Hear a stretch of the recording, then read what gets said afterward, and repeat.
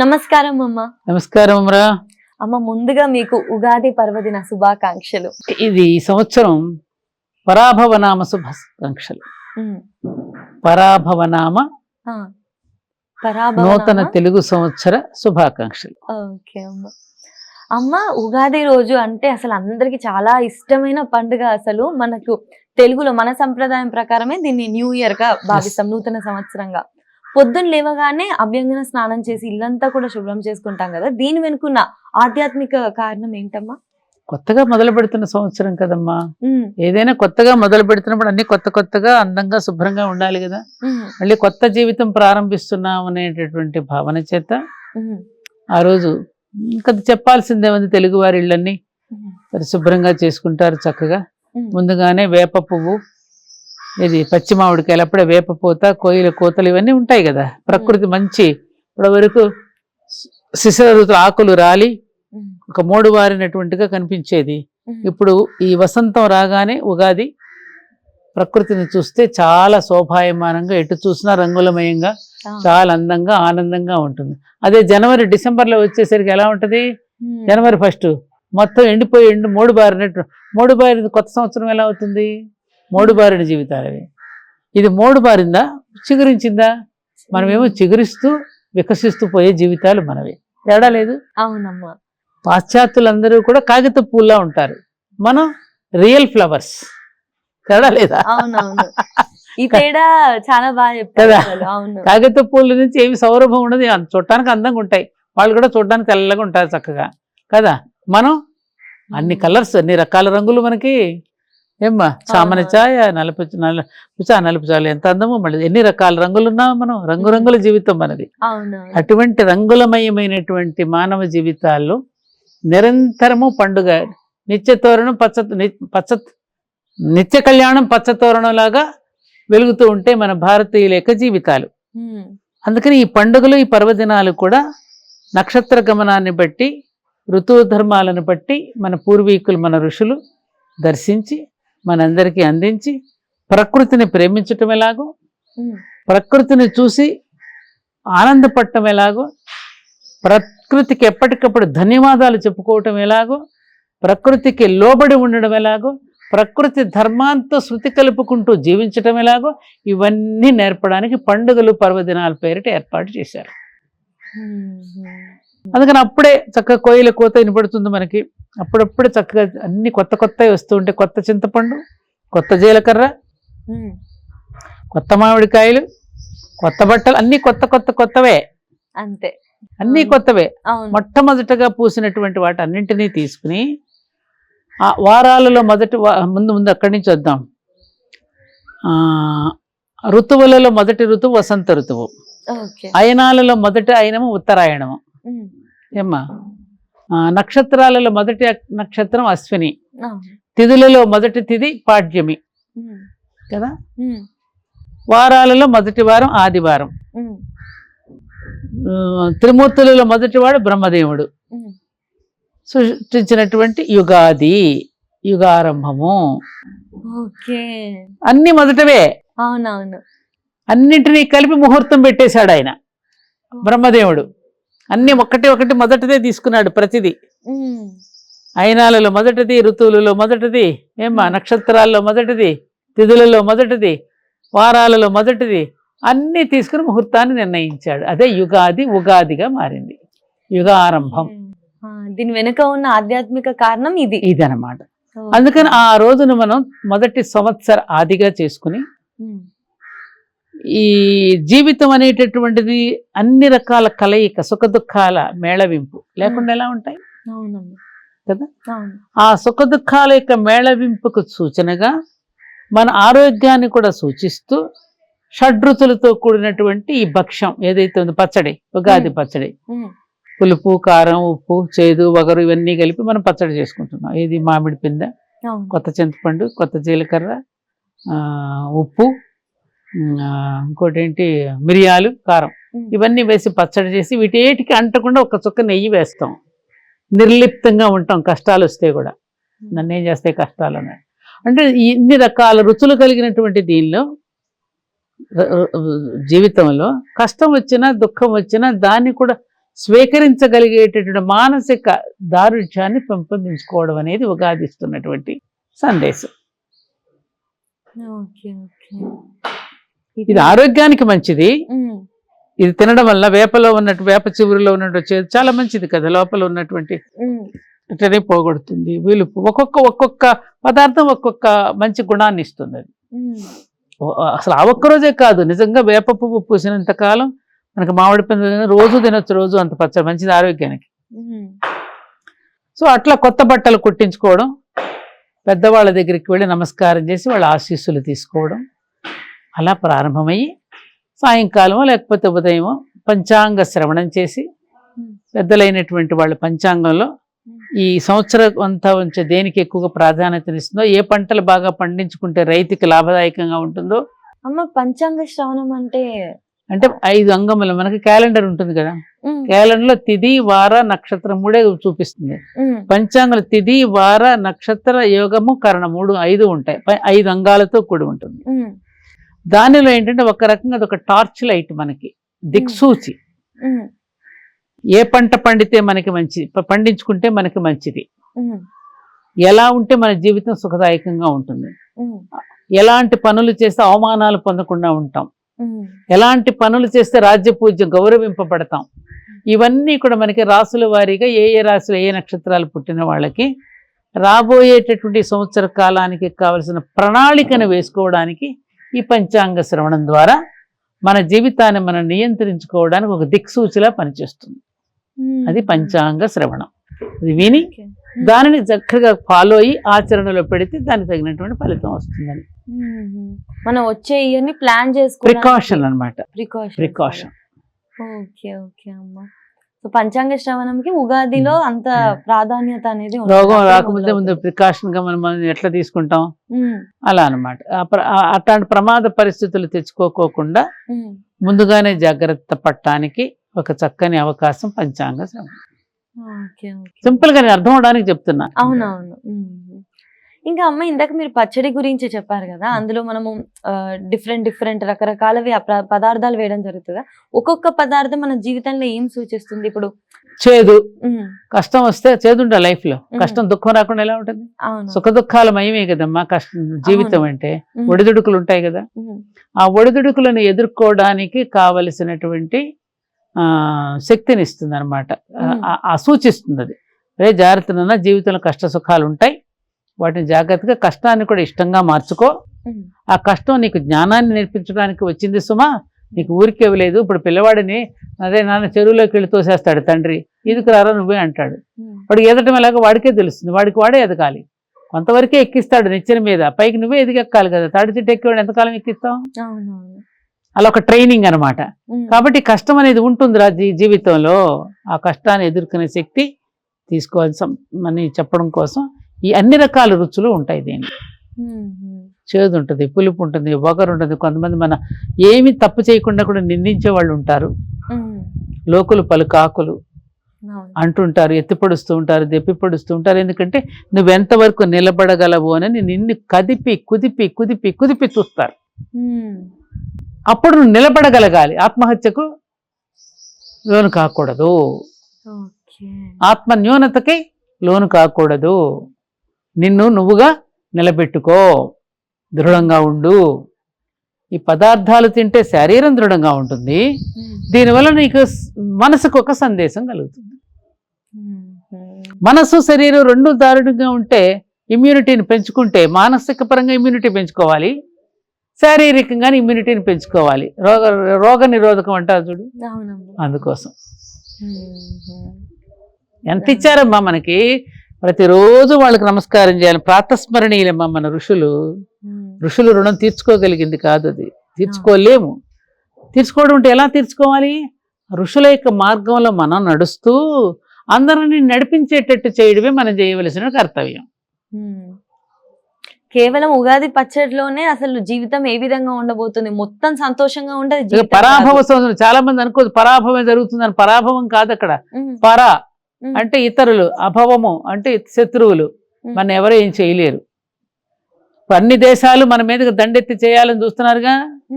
భారతదేశాన్ని ఏదో నాశనం చేసేద్దాం పొడిచేద్దాం అంటున్నారు కదా, ఎవడో ఏం చేయలేడు మనల్ని.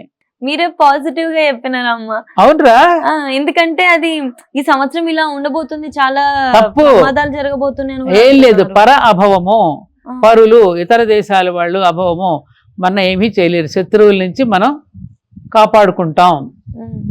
ఇంట్లో అయినా ఒంట్లో అయినా దేశాలైనా అంతా మంచిది.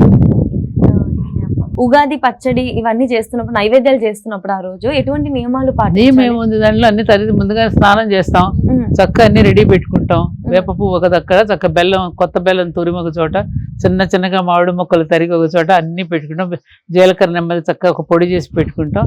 అన్ని చక్కగా కలిపేసేసి పెట్టిన భగవంతుడి దగ్గర చూపించి నైవేద్యం పెట్టి, ఇంటిలో ఉన్న పెద్దవాళ్ళు ఎవరైతే ఉన్నారో ఆ పెద్దవాళ్ళు చిన్నపిల్లలకి పెడితే, చిన్నపిల్లలందరూ పెద్దవాళ్ళకి పాదాలకు నమస్కారం చేసి వాళ్ళ ఆశీస్సులు తీసుకోవడం, అందరినీ బంధువుల్ని మిత్రులందరినీ కలుపుకోవడం, ఒకరికొకరు శుభాకాంక్షలు చెప్పుకుంటూ ఎవరి ఇంట్లో ఉండిన పదార్థాలను పక్కింటి వాళ్ళకి, ఆ పక్కింటి వాళ్ళు ఈ పక్కింటి వాళ్ళకి పంచుకుంటూ బంధుమిత్రులు సంతోషంగా గడపడం. ఆ రోజు అందరూ కలిసి చక్కగా, హృదయంలో సన్మార్గం ఉంటే శీలంలో సౌందర్యం ఉంటుంది, శీలంలో సౌందర్యం ఉంటే ఇంటిలో ఐక్యత ఉంటుంది, ఇంటిలో ఐక్యత ఉంటే జాతిలో పద్ధతి వస్తుంది, జాతిలో పద్ధతి వస్తే ప్రపంచం శాంతిగా ఉంటుంది. జాతి మొత్తంలో పద్ధతి రావడానికి ఈ పండుగలు పర్వదినాలు. ఇందాక నువ్వు అన్నా ఒక ఐకమత్యం అని. ఇంటిలో ఐకమత్యం ఉంటే జాతిలోనూ పద్ధతి వస్తుంది కదమ్మా, ఇంటి నుండి మొదలవుతుంది. అది ఉందా ఇవాళ? మరి ఐకమత్యం ఉందా? ఇంట్లో అందరూ కలిసిమెలిసి కూర్చొని భోజనం చేస్తున్నారా? కలిసిమెలిసి ఉంటున్నారా?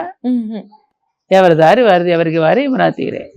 అందుకే పెట్టారు ఈ పండుగ. కనీసం అట్లానైనా కలిస్తే. ఈ మధ్యన ఒక ఇన్సిడెంట్ జరిగింది, నీకు చెప్పాలి నేను. చాలా మంది, ఒక 20 మంది ఎక్కడో పంపించారు నాకు ఎవరో, కిట్టి పార్టీ చేసుకోవడానికని ఒక 20 మంది లేడీస్ ఒక హోటల్కి వెళ్ళారట, భోజనం ఆర్డర్ చేసుకుని అందరూ ఎంజాయ్ చేసి తినడానికి.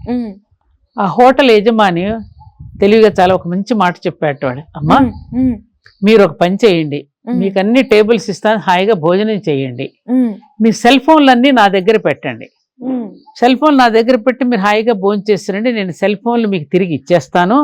అంతేకాదు సుమా, మీరు సెల్ ఫోన్లు నా దగ్గర పెట్టి వెళ్ళినందుకు మీ బిల్లులో 20% నేను కన్సెషన్ కూడా ఇస్తా అన్నట్ట. అదేదో బాగుందిలే అని చెప్పి ఆయన సెల్ ఫోన్లను ఆయన డ్రాయర్లో పెట్టేసి వీళ్ళందరూ హాయిగా పార్టీ చేసుకుంటూ తినేసి వచ్చారట. వచ్చేసి ఏం చెప్పారు, ఏమ్మా ఎలా జరిగింది, బాగా భోజనం చేసి, సార్ చాలా హ్యాపీగా ఎంజాయ్ చేసాం, మీకు థ్యాంక్స్ చెప్పడానికి వచ్చాం, మీరు సెల్ ఫోన్లు మీ దగ్గర పెట్టుకోవడం వల్ల హాయిగా ఒకరితో ఒకళ్ళు మాట్లాడుకుని చిన్నప్పుడు విషయాలన్నీ కూడా తలుచుకుంటూ ఎంజాయ్ చేసాం సార్, మీరు బిల్లులో కన్సెషన్ ఇవ్వద్దు, మాకు మొత్తం బిల్లు కట్టేస్తామని కట్టేశారట. ఎంత బాగుంది, అవునవును, ఎంత బాగుంది ఇది. ఐకమత్యం అన్నావు కదా, అందుకు చెప్తా. ఈ ఐకమత్యాన్ని పాడు చేసింది ఎవరు? మన ఇంటిలో ఐకమత్యాన్ని ఎవరు పాడు చేశారు? టెక్నాలజీ ఇవంతా కూడా మన చేతిలో ఉన్న సర్వ సమ్మోహిని. ఎవరా సర్వ సమ్మోహిని? Cell phone. కరెక్టే అమ్మా, నిజంగా. మీరు చెప్పిన ఎగ్జాంపుల్ లో కూడా అది లేకపోయేసరికి చిన్నప్పటి మెమరీస్ దాకా వాళ్ళు వెళ్ళి మాట్లాడుతారు. సెల్ ఫోన్ అన్నావు కదా, సెల్ అంటే ఒకటి ఉంది మనకి. సెల్స్ అంటారు దేన్ని? శరీరంలో కణాలను కూడా సెల్స్ అంటారుగా. ఆ కణంలోనూ ఏమైంది, సెల్ ఫోన్ రేడియేషన్ వెళ్ళి నాశనం చేసేస్తుంది. కరెక్ట్. మంచిగా ఈ ఉగాది పండుగకి ప్రతి ఒక్కరు కూడా గ్యాడ్జెట్స్ కి వీటన్నిటికీ కూడా దూరంగా ఉండి చక్క ఫ్యామిలీ అంతా కలిసి ఆనందంగా గడుపుకుంటూ, తెలుగు భాష ఇది, తెలుగు ఉగాది, మన తెలుగు భాష యొక్క అందాన్ని ఆనందాన్ని పంచుకుంటూ చక్కగా అందరూ సామూహికంగా ఉండి మంచి మంచి తెలుగు పద్యాలు చెప్పుకుంటూ, తెలుగు ఉగాది కదా, తెలుగు సంవత్సరం కదా, మన పిల్లలకి తెలుగు యొక్క గొప్పతనాన్ని అందాన్ని చెప్తూ మన సుమతి శతకం, అలాగే వేమన శతకం, దాశరథి శతకం, కాళహస్తీశ్వర శతకం, ఏమా ఆ తర్వాత మన నృసింహ శతకం లాంటి పద్యాలను పిల్లలకి చెబుతూ వాళ్ళకు కూడా చక్కగా నేర్పిస్తూ ఉగాదిని గడపండి. ఎంత బాగుంటుందో. అవునమ్మా. ఆ సంస్కారాన్ని పిల్లలకి ఇస్తే రేపు మీకు ఎంత భరోసా ఉంటుందమ్మా, మా పిల్లలు గొప్పవాళ్ళు అవుతున్నారు, ఉత్తములు అవుతున్నారు అని ఎంత భరోసా ఉంటుంది మీకు. ఉగాదిని అలా జరుపుకోండి, తెలుగు వైభవంతో జరుపుకోండి. ఏమా కవులు, అందుకనే ఉగాది రోజున కవులు, పండితులు, అవధానాలు ఎంత అద్భుతంగా రవీంద్ర భారతి అనేక చోట్ల మన దగ్గర కూడా జరుగుతుంది. మన ధర్మపురి క్షేత్రంలో కూడా చేస్తాం, పురస్కారాలు ఇస్తూ ఉంటాం. ఆ విధంగా అలా అందరం జరుపుకుంటే పండుగ వాతావరణంలో ఆడపిల్లలు ముఖ్యంగా లంగా ఓణి జాకెట్ వేసుకుని ఆ జడ కుప్పలు వేసుకుని చక్కగా నుదుట చక్కగా బొట్టు పెట్టుకుని నువ్వు ఎంత అందంగా ఉన్నావు, నువ్వు మాట్లాడుతుంటే లోలకలు కదులుతుంటే ఎంత ముద్దుగా ఉన్నావు. అట్లా అన్నమాట. అట్లా అందమైనటువంటి ఒక తెలుగు మహిళ, ఒక తెలుగు తల్లి ఎలా ఉంటుందో అలా అలంకరించుకుని తిరుగుతుంటే రోడ్డు మీద ఎంత అందంగా ఉంటుంది. చూడగానే అందరికి ఏమనిపిస్తుంది, మహాలక్ష్మిలా ఉందండి, బాలా త్రిపుర సుందరిలా ఉందండి, ఎంత బాగుందండి, అమ్మవారిని చూసి చిన్నపిల్లప్పుడు అమ్మవారు ఇలా ఉండేదేమో అనిపిస్తోందండి అని అంటావా లేదా? అలా మహాలక్ష్మిలా ఉందని అనడానికి షీఈ్ సో బ్యూటీ అంటానికి తేడా లేదు. అవును, చాలా తేడా ఉంది. హౌ బ్యూటీ షీ ఈజ్ అంటాడు ఇంగ్లీష్ వాడు, మనం ఏమంటాం మహాలక్ష్మిలా ఉందండి అంటాం. తేడా ఉందిరా? ఉంది, ఉందమ్మా, ఖచ్చితంగా. ఏ కళతో ఏ దృష్టితో చూస్తున్నావు, అక్కడ అమ్మవారిలా చూస్తున్నావు. అక్కడ కామ దృష్టి, ఇక్కడ దైవ దృష్టి. తేడా లేదు? ఖచ్చితంగా. ఈ మంచి మాటలు చెప్తా ఉంటే కూడా కోపాలు వస్తున్నాయమ్మా, ఎలాగమ్మా చెప్పు నువ్వు. మీలాంటి పెద్దవాళ్ళు వచ్చి ఇలా చెప్తా ఉంటే ఖచ్చితంగా ఏదో ఒక రోజు అన్ని అర్థం అవుతా ఉంటాయి, ప్రతి ఒక్కరు తెలుసుకుంటారు, ఆ మార్గం తమ దాకా వస్తేమో అందరికి అర్థం అవుతాయేమో. ప్రకృతి ఒక రకంగా ఇది మంచి చెడుల కలయిక. ఉగాది అదేగా చేసేది. ఈ మంచి చెడుల కలయికలో ఇప్పుడు ఒక సినిమా చూస్తున్నావురా, హీరోని చూస్తే ఎలా ఉండాలో చూపిస్తాడు, విలన్ చూపిస్తే ఎలా ఉండకూడదో చూపిస్తాడు కదా, అంతే కదా. అలాగే మన జీవితాలతోనే మనకే నేర్పించడానికి ఇదిగో ఇటువంటి వాటిని ఉపయోగించుకోవటం వల్ల, ఇటువంటి డ్రెస్ కోడ్ వల్ల ఎటువంటి నష్టాలు వస్తాయి అని మనకి ప్రాక్టికల్ గా తెలుసుకోవడానికి కూడా కొన్ని సన్నివేశాలు భగవంతుడు క్రియేట్ చేస్తాడేమో బహుశా, అందుకే వస్తున్నాయేమో ఇవన్నీ మనకి ప్రాక్టికల్ గా తెలుసుకోవడానికి. కాబట్టి ఏదో ఒకరు తెల్లవారుతుందిగా, ఏదో ఒక రోజు జ్ఞానోదయం అవుతుందిగా. అలా ఈ ఉగాది పండుగ రోజున ఇలాంటి విషయాలన్నిటినీ కూడా చర్చించుకుని ప్రతి ఇంట్లోనూ అందరికీ జ్ఞానోదయం కలిగేలాగా, ఎక్కడికి వెళ్ళినా పరాభవం జరగకుండా, ఎక్కడికి వెళ్ళినా పరాభవం జరగకుండా, నేననేది ఇంకో పరాభవం, పరాభవించాడు ఆ పరాభవం కాదు ఇది. అలా అక్కడికి వెళ్ళినా గౌరవించబడేటట్టుగా ఉండాలని మరోసారి నీకు శుభాకాంక్షలు తెలియజేస్తూ స్వస్తి. అమ్మ, ఆ రోజు ప్రతి ఒక్క పండుగకి ఒక్కొక్క దేవత ఆరాధన చేస్తూ ఉంటాం కదా, మరి ఉగాది రోజు ఏ దేవత ఆరాధన? బ్రహ్మ, సృష్టికర్త. అందుకని ఆ రోజున మనందరం నమస్కారం చేసుకోవాల్సింది బ్రహ్మదేవుడికి. బ్రహ్మకు నమస్కారం చేసుకోవాలి, అందుకే ఇంటి పెద్దలకి నమస్కారం చేసుకోవాలి. ఆయన సృష్టికర్త, సృష్టించాడు. మన ఇంట్లో మనల్ని సృష్టించింది ఎవరు? మన తల్లిదండ్రులే కదా, వాళ్ళకి నమస్కారం చేసుకోవాలి.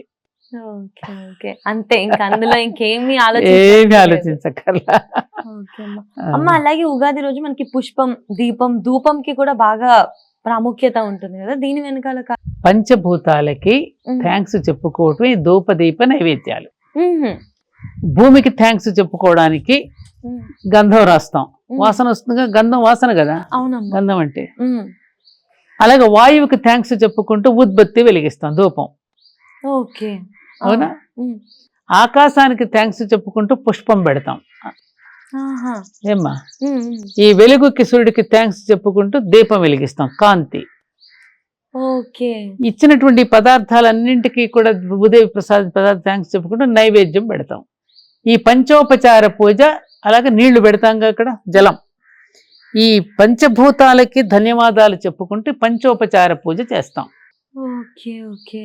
అంతేగా మరి. అందుకే పుష్పం, దీపం, ధూపంకి ఇంత ఆకాశ తత్వాత్మికాయే నమః పుష్పం పరికల్పయామి, పృథ్వీ తత్వాత్మికాయే నమః గంధం పరికల్పయామి ఆర్ సమర్పయామి. అంతేగా మరి. వహ్ని తత్వాత్మికాయ నమః దీపం దర్శయామి, వాయు తత్వాత్మికాయ నమః ధూపం. అలా అన్నమాట. ఒక్కొక్క పంచభూతాలకి ధన్యవాదాలు చెప్పుకుంటూ వాటికి ప్రతీకలుగా, ప్రతీకాత్మకంగా ఈ పంచోపచార పూజ చేసుకుంటాం.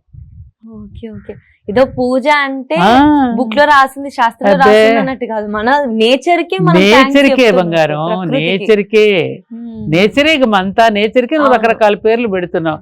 ఆ నేచర్ని నువ్వు పార్వతి అంటున్నావు, లక్ష్మి అంటున్నావు, సరస్వతి అంటున్నావు. ఈ వైవిధ్యం అంతా చూడు.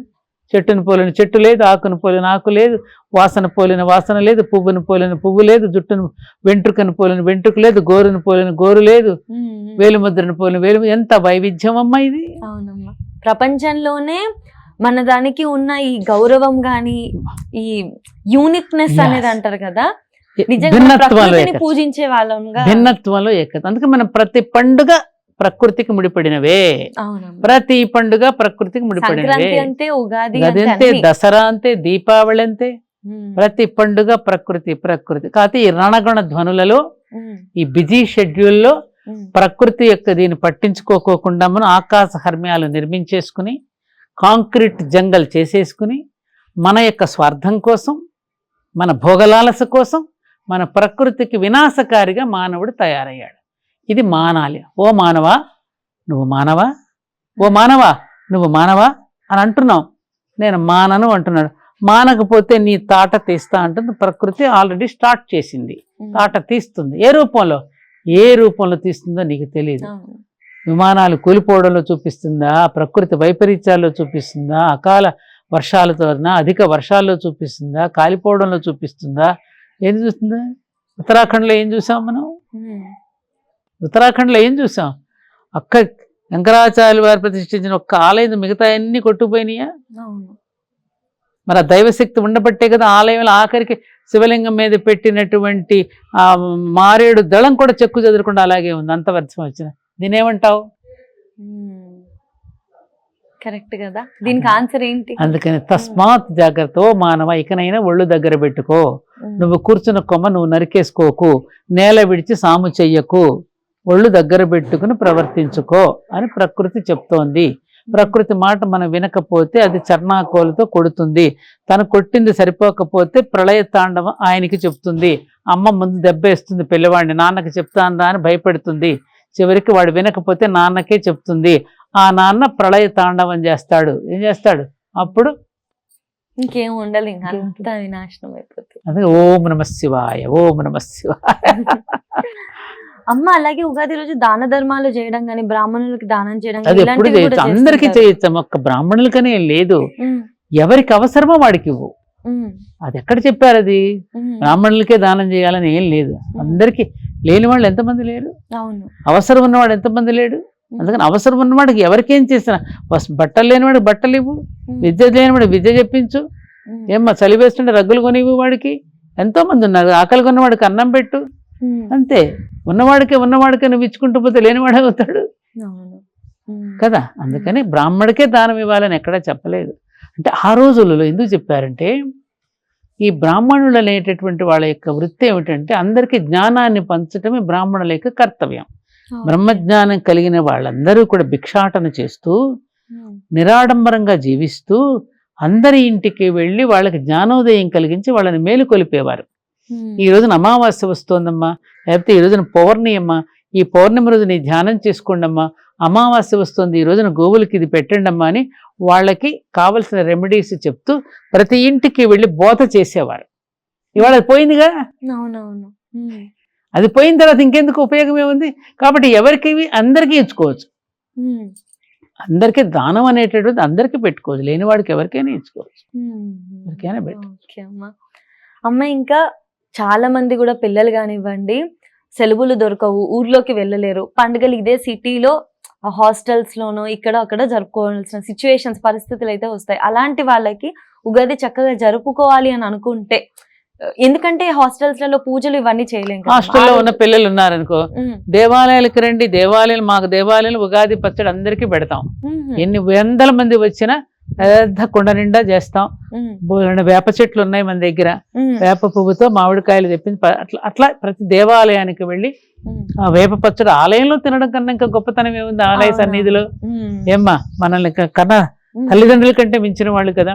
అక్కడ దైవారాధన, అక్కడ వేప పచ్చడి తీసుకోండి, ఆ దేవాలయ సన్నిధిలో గడపండి, చక్క బంధుమిత్రాదులను కలవండి, మనసులోనే మీరు భగవంతుడిని స్మరించుకోండి. పూజ గదిలోనే కూర్చొని పూజ చేయాలని ఏం లేదు.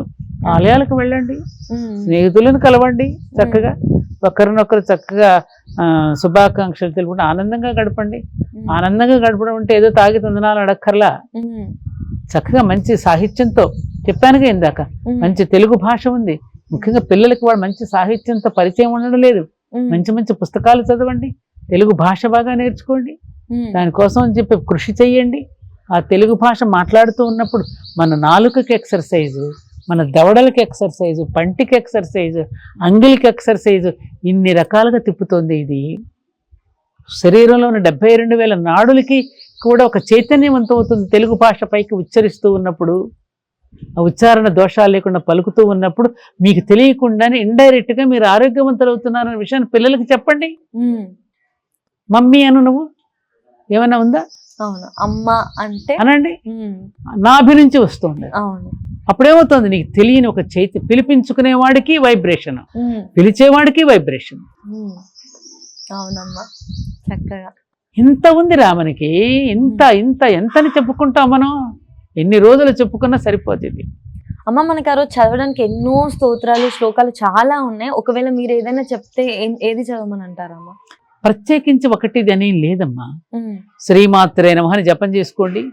ఓం నమో నారాయణాయ ఉంది, ఓం నమస్య శివాయ ఉంది,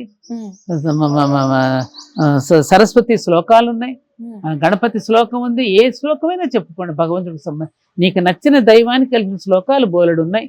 అలాగే ప్రత్యేకించి ఒకటే ఎందుకు చెప్పడం మనం? నేను ఒకటే చెప్తే ఇది ఎందుకు చెప్పాను, ఇంకోటి చెప్పొచ్చు, ఇంకో పండితు ఎందుకు? అది బోలెడు ఉన్నాయి. నీకు నచ్చిన దైవాన్ని చెప్పుకో. ఏది రాకపోతే హాయిగా శ్రీమాత్రే నమః అనుకో. అంతే అంతే. ఖచ్చితంగా అమ్మ, అసలు చాలా అందంగా చక్కగా వివరించారు. అసలు ఉగాది అని అంటే ఏదో పచ్చడి అవే కాదు, ఆ పచ్చడి వెనుక ఉన్న అంతర్గత అర్థం ఏమిటి, అది ఎందుకు జరుపుకుంటున్నాము, పాటించవలసిన నియమాలు అని మిమ్మల్ని అడిగినప్పుడు నియమాలు ఏంటమ్మా చక్కగా మనసు పెట్టి చేస్తే అదే కదా అని కూడా చాలా చక్కగా చెప్పారు. మనసమ్మ మనకు ఆరోగ్యకరమైన నియమాలేనమ్మా.